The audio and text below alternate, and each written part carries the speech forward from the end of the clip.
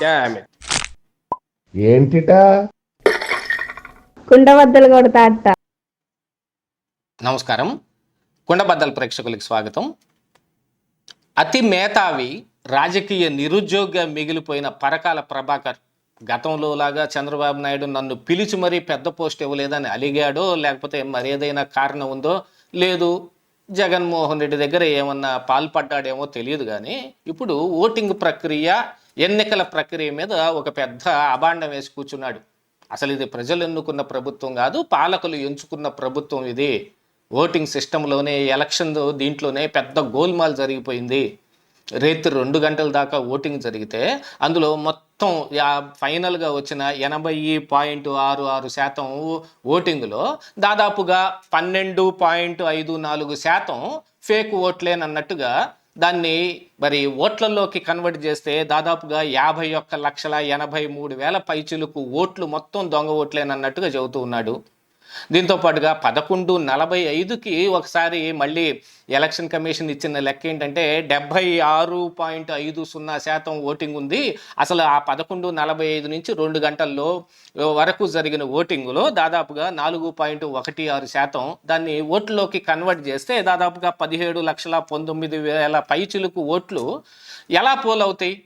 ఒక ఈవీఎం మిషన్లో ఓటింగ్ చేయటానికి అంతకు ముందు జరిగిన ఓటింగ్ ప్రక్రియ ప్రకారంగా చూస్తే గంటకి 60 ఓట్లు మాత్రమే పోలవుతుంటే, ఈ లెక్క ప్రకారంగా చూస్తే దాదాపుగా 490 ఓట్లు పోలైనట్టుగా ఉంది. అంటే మొత్తం మాల్ ప్రాక్టీసే జరిగింది అని ఆయన ఈ ప్రభుత్వం మీద, ఈ ఎలక్షన్ ప్రక్రియ మీద, అసలు టోటల్గా ఎలక్షన్ కమిషనే అసలు ఇది టోటల్గా ఈ పాలకులకి ఒత్తాసు పలికేసి దొంగ ఓట్లు ఇచ్చేశారన్నట్టుగా మాట్లాడుతూ ఉన్నాడు. కానీ ఈ పరకాల ప్రభాకరు ఎందుకు ఈ పని చేస్తున్నాడు అనే దానికంటే కూడా ఇందులో ఉన్న బొక్కలు ఏమిటి, డొల్లతనం ఏమిటి అనేది ఒక 3 అంశాల్లో చాలా బ్రిస్క్గా మీకు నేను పూర్తిగా వివరిస్తాను. దీంతో పాటుగా ఈ వీడియో చివరిలో పరకాల ప్రభాకర్కి ఒక మైండ్ బ్లోయింగ్ క్వశ్చన్ కూడా ఒకటి ఇద్దాం. దానికి ఆయన ఆన్సర్ చెబుతాడో లేదో ఒకసారి పరిశీలిద్దాం. దాని ప్రకారంగా మొత్తం తేటతెల్లం అయిపోద్ది. యాక్చువల్గా ఈ ఓటింగ్ ప్రక్రియ ఎందుకంటే ఇందులో ఇప్పుడు 5 గంటల వరకు ఎన్నికలు జరుగుతాయి. 5 గంటల తరువాత కొంత జరిగే ఈ ఓటింగ్ మొత్తం 5 గంటల లోపు లైన్లో ఎవరు నుంచున్నారో వాళ్ళని మాత్రం ఓట్లు వేయనిస్తారు. అది ఎంత సమయం అయితే అంత సమయం వరకు, దాదాపుగా 11:45 వరకు పూర్తి స్థాయిలో ఓటింగ్ జరిగిన 11:45 నుంచి రేత్రి 2 గంటల వరకు దాదాపుగా 3,500 బూతుల్లో ఓటింగ్ జరిగింది. అందులో జరిగిన ఈ ఓటింగ్ మొత్తం దొంగ ఓట్లు 17,19,000 పైచిలకు ఓట్లు మొత్తం దొంగ ఓట్లేనన్నట్టుగా ఆయన చెప్పొస్తాడు. కానీ ఇక్కడ జరుగుతున్న ప్రక్రియ ఏమిటి? మొన్న బీహార్లో జరిగిన ఎలక్షన్లో అయితే రియల్ టైమ్ కౌంటింగ్ ఇచ్చారు. కానీ అంతకుముందు ఇది 2024లో జరిగిన ఎన్నిక. ఈ ఎన్నికకి రియల్ టైం కౌంటింగ్ లేదు. ఎన్నికల శాతం ఒకటి, 5 గంటలకు ఒకటి.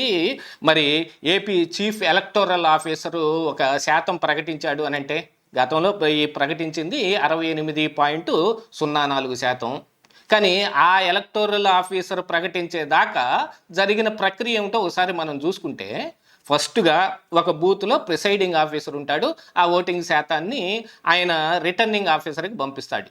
ఆ రిటర్నింగ్ ఆఫీసర్ దగ్గర నుంచి డిస్ట్రిక్ట్ ఎలక్షన్ ఆఫీసర్కి వెళ్తుంది. అక్కడి నుంచి చీఫ్ ఎలక్టోరల్ ఆఫీసర్కి ఇన్ఫర్మేషన్ పాస్ అయి రావాలి. 5 గంటలకి చీఫ్ ఎలక్టోరల్ ఆఫీస్లో ఆయన ఒకటి ప్రకటిస్తున్నాడు, ఒక శాతం ప్రకటిస్తున్నాడంటే ఈ ప్రక్రియ మొత్తం జరగటానికి దాదాపుగా 3 నుంచి 4 గంటలు పడుతుంది. అంటే 5 గంటలకు ప్రకటించే ఆ శాతం వచ్చి 2 గంటలకో 3 గంటలకో తీసిన శాతం మాత్రమే అప్పుడు ప్రకటించగలరు. మొన్న బీహార్ ఎన్నికల్లో అయితే రియల్ టైమ్ కౌంటింగ్ ఇచ్చారు. కానీ ఇది 24లో జరిగింది, రియల్ టైం లేదప్పుడు. వరుసగా ఈ ప్రక్రియలో రావాలి. చీఫ్ ఎలక్టోరల్ ఆఫీసర్ కూడా వచ్చిన ఈ ప్రతి ఒక్క బూత్లోంచి వచ్చిన దాన్ని కొల్యూడ్ చేయటం, దాన్ని శాతం కింద మార్చటం, దానికి కూడా కొంత సమయం పడుతుంది. అంటే 5 గంటలకి ఇచ్చిన ఆ శాతం ఏదైతే ఉందో అది 2 గంటలకో 3 గంటలకో వచ్చే శాతం మాత్రమే. ఇక ఆ తర్వాత 11:45కి ఒక శాతం 76.50% అని 11:45కి ఒకసారి అనౌన్స్ చేస్తే అది ఎప్పుడు వచ్చి ఉండే అవకాశం ఉంటుంది? అది 9 గంటలకో 8 గంటలకో వచ్చిన శాతం. ఎందుకంటే రియల్ టైము లేదు కాబట్టి ముందుగా వచ్చిన వీటన్నిటిని అప్పుడు ప్రకటిస్తారు. చివరిగా అసలు మే 13న ఎన్నికలు జరిగితే ఆ 13న ప్రకటించిన 68.04% మే 17న ఫుల్ ప్లెడ్జ్డ్గా మొత్తం అన్ని లెక్కలు తీసిన తర్వాత ప్రకటించిన శాతం 80.66% ఉంది. దీనికి మధ్యలో ఉన్న ఈ డిఫరెన్స్ 12.54% మొత్తం ఫేకు, 51 లక్షల ఓట్లు మొత్తం దొంగ ఓట్లేనన్నట్టు చెప్పొస్తాడు. ఈ ప్రక్రియ మొత్తం పరకాల ప్రభాకర్కి తెలియదా? ఆ మాత్రం ఆ జ్ఞానం ఆయనకి లేదా అంటే కావాలని ఇలాంటి మాటలు మాట్లాడుతూ ఉంటాడు. ప్రస్తుతం ఉన్న ప్రభుత్వం మీద కానీ ఈ ఎలక్షన్ దీంట్లో కానీ ఆల్రెడీ దీన్ని వైసీపీ అందిపుచ్చుకొని ఈవీఎంల మ్యానిపులేషన్ అంటున్నారు కాబట్టి దానికి అందు వచ్చేటట్టుగా ఈయన మాట్లాడితే మరి జగన్మోహన్ రెడ్డి పిలిచి ఆయనకి ఏమన్నా తర్వాతనన్నా పెద్ద పేటేసి ఓ సలహాదారు పోస్టు పడేస్తాడేమో. గతంలో కూడా ఈయన ఒక చంద్రబాబు నాయుడు గవర్నమెంట్లో ఉన్న సమయంలో ఈయన సలహాదారుగానే పనిచేశాడు. అలాంటిది ఏదన్నా ఆశించి ఇప్పుడు భంగపడ్డట్టున్నాడు. అందుకని ఈ ప్రక్రియ మొత్తం తీసుకొస్తాడు. అసలు విచిత్రమైన విషయం ఏంటంటే ఏ బూతుల్లో ఏ సమయం దాకా ఓటింగ్ జరిగినా ఆ బూతుల్లో వైఎస్ఆర్ కాంగ్రెస్ పార్టీకి సంబంధించిన బూత్లో ఉండే వాళ్ళ తాలూకు రిప్రజెంటేటివ్లు ఉంటారుగా. వాళ్ళు ఇలాగ దొంగ ఓట్లు పడుతుంటే మరి ఒక గంటలో 490 ఓట్లు వేసేసుకుంటా ఉంటే, గుద్దేసుకుంటా ఉంటే కనీసం అది వేయటం వల్ల అయ్యే పని కూడా కాదు. ఒక బటన్ నొక్కిన తర్వాత ఆ స్లిప్ వచ్చి మళ్ళీ లోపలికి వెళ్ళిపోయి మళ్ళీ దాన్ని క్యూ చేసి మళ్ళీ నెక్స్ట్ ఓటుకి రెడీ చేయడానికి కూడా ఒక సమయం పడుతుంది. అందుకనే మరి దాదాపుగా ఇదేంటంటే ఫస్ట్ గంటకు ఒక 60 ఓట్లు మాత్రమే పోల్ అవుతాయి. అంటే ఈ శాతాన్ని తీసుకున్నా కూడా మాల్ ప్రాక్టీస్ చేయటం కూడా చాలా కష్టం. మాల్ ప్రాక్టీస్ ఎక్కడ చేసి ఉండాలి? టోటల్గా మొత్తం ముందు నుంచే జరిగితే కానీ ఈ మాల్ ప్రాక్టీస్ జరగదు. కాకపోతే ఇందులో ఉన్న తేడా ఏమిటంటే టైమింగ్.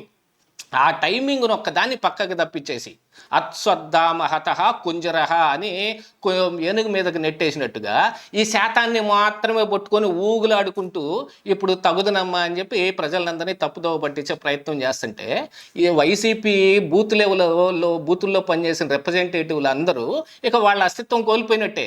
వాళ్ళు అసలు ఏం పని చేయనట్టే లెక్క. వైఎస్ఆర్ కాంగ్రెస్ పార్టీ నాయకులు కూడా ఆలోచించుకోవాలి కదా, మన బూత్లో ఉన్న మన వాళ్ళు ఏమైపోయారు అని. ఇక అది కాకుండా ఇంకొక విచిత్రమైన విషయం ఏమిటి, 2019లో జగన్మోహన్ రెడ్డి 151 సీట్లు గెలిచిన నాడు వచ్చిన శాతాన్ని, మొన్న కూటమి 164 సీట్లు గెలిచినప్పుడు వచ్చిన శాతాన్ని లెక్కేసుకుంటే దాదాపుగా 2019లో 79.70% వచ్చింది. కానీ 2024లో వచ్చింది 80.66%. దాదాపుగా 1% కూడా పెచ్చు లేదు. అప్పట్లో మరి వైఎస్ఆర్ కాంగ్రెస్ పార్టీ 151 సీట్లు సాధించినప్పుడు 1,56,00,000 ఓట్లు వచ్చాయి. కానీ మొన్న ఓడిపోయినప్పుడు 1,32,00,000 ఓట్లు వాళ్ళకు వచ్చాయి కదా.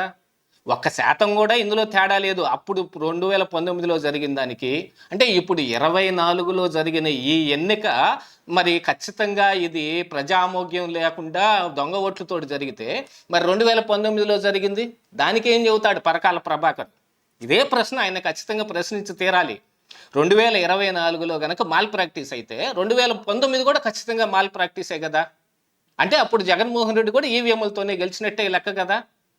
ఆ ఎలక్షన్ ప్రక్రియలో జగన్మోహన్ రెడ్డి కూడా 151 సీట్లు సాధించినట్టేగా. అది కూడా ప్రజామోగ్యం ఉన్న ప్రభుత్వం ఏం నడపలేదు కదా ఆ రోజున. దీన్ని మాత్రం సబ్సైడ్ చేసేస్తాడు.